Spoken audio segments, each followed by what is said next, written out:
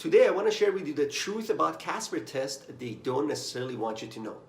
And I'm going to share the top 2 common myths about this test that you must be aware of and avoid in order for you to do well on the test. But before I do that, I'd like to introduce myself. My name is Behrouz Momeni. I'm the CEO and founder here at BeMo, where we help students with admissions to highly competitive graduate and professional programs. Normally, students seek our help because they want to make sure that they put their best foot forward the very first time they apply, so they don't waste a lot of their time, money, and energy having to go through the reapplication process. On the other hand, we also get a lot of students who have been rejected in the past, and they want to make sure that they don't make the same mistakes again. So what are the 2 myths about CASPer that you must be aware of and avoid? Well, here they are. Myth number 1. Myth number 1 says that there are no right or wrong answers about the CASPer test, and you don't need to think about this at all. Well, that's not entirely true. In fact, in my opinion, it's completely false. Or at least, the individuals who wrote this type of a comment were not able to convey the message appropriately. Let's think about this together. If there were no right or wrong answers, wouldn't everyone score high on the CASPer test regardless of what they write in their test? Well, that sounds a little bit laughable and it sounds silly. Well, that's exactly the case. So because of that alone, you now know there must be a way to do well on the test versus many different ways that you could do poorly on the test. Now, here's perhaps what they intended to say, but were not able to convey their message appropriately. Perhaps they wanted to say that there are multiple different ways to provide an appropriate response versus there are multiple different ways to provide inappropriate responses to each given CASPer scenario and CASPer question.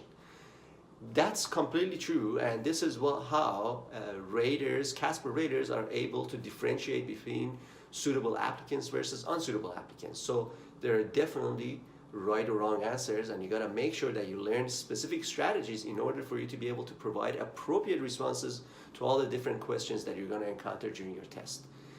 Myth number 2 says that you cannot prepare for this test, or that these types of tests are immune to test preparation according to the common literature. Well, that's absolutely false, because first of all, there is absolutely no literature about the CASPer test specifically regarding preparation programs, so that's completely false.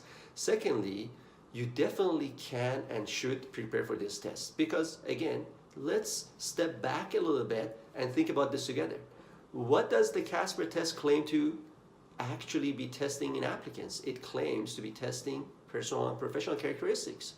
It's basically testing certain behaviors. Any type of behavior you have right now is a result of learning throughout your life. Whether you learn this as part of your upbringing, or whether you engage in a specific learning process, for example, when you learn how to ride a bike or how to swim or maybe how to drive a car, it doesn't matter. Those are all learned behaviors. The same way any sort of skill set that's tested by the CASPer test is learned behavior. These are not things that were inherited, and nobody's born with personal professionalism, for example.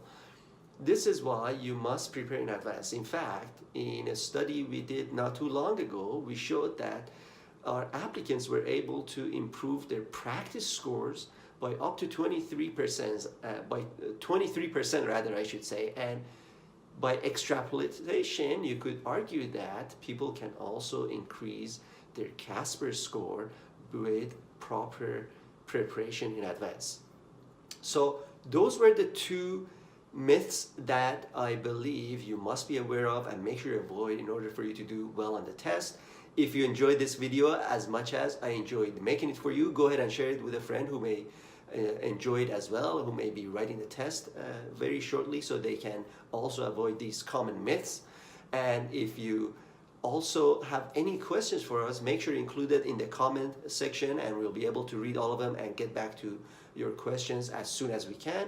And of course, make sure you subscribe to any social media channel you're watching this, so you don't miss any of our next tips and strategies that we're going to be sending your way. That was it for me. It was a pleasure speaking to you, and I hope to talk to you soon.